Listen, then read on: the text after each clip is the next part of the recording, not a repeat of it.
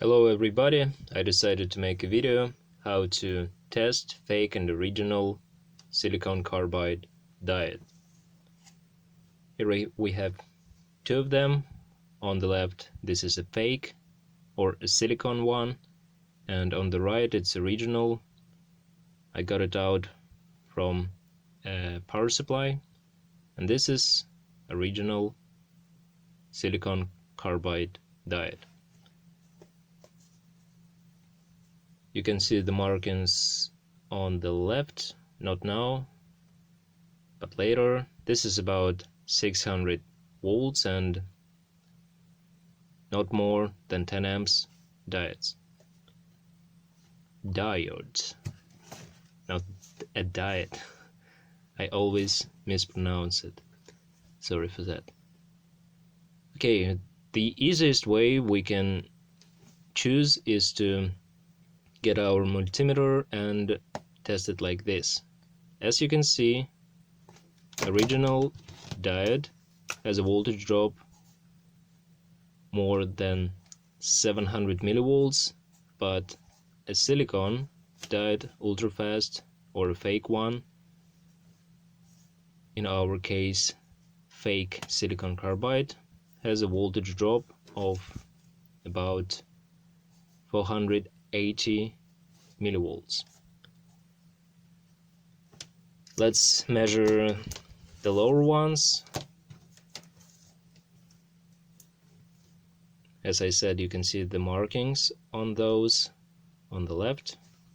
Here is 400 and here is more than 700. So this is the easiest way, but it's not the proper way. I tried to open dispute on AliExpress to prove that these are fakes, but the seller didn't agree with my proofs. So I decided to go further and measure the temperature coefficient, which in our case with silicon diodes is negative, but as you can see here, with higher temperature the voltage drop is lower, whereas to carbides, diodes, it's different, but only from 3 amps. Only from 3 amps, as you can see on the graph. So I decided to put 5 amps, and on this test you see the fake silicon diode. Let's connect 5 amps. Of course the diode starts to heating up, and we can see the voltage drop while it's heating up, and it's decreasing. So we can 100% say that this is a silicon diode and it has a negative temperature coefficient. While heating up, its voltage decreasing, as we saw in the graph. Let's take an original silicon carbide diode and test it also. Connect one probe and 5 amps.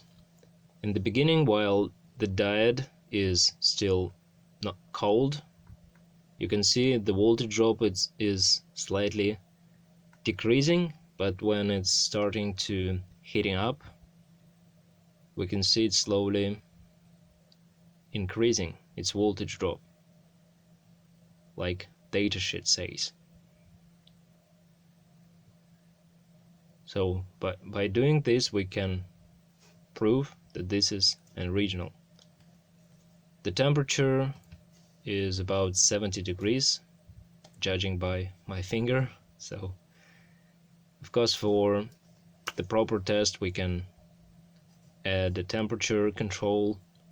Also for very experienced people, you can set a generator and check for dynamic characteristics of those diodes, reverse recovery time, but this is not the case, and it's not needed actually. You can prove it 100% by doing like I do here, and you can prove your dispute and get your money back. Okay, here is another fake.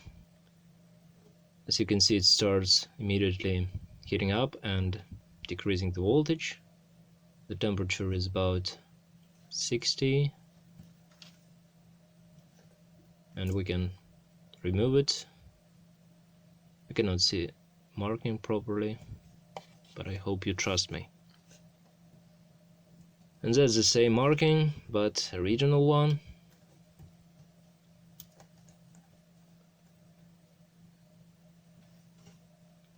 Let's connect in the same manner. And 5 amps. While it's still cold, it's decreasing, then it's warming up, and it starts to increase.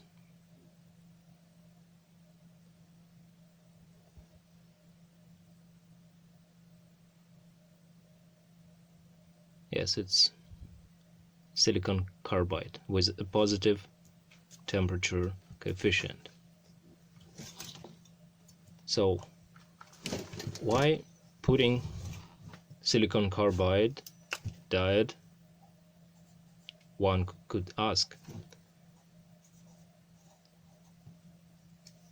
The problem is when we use silicon diodes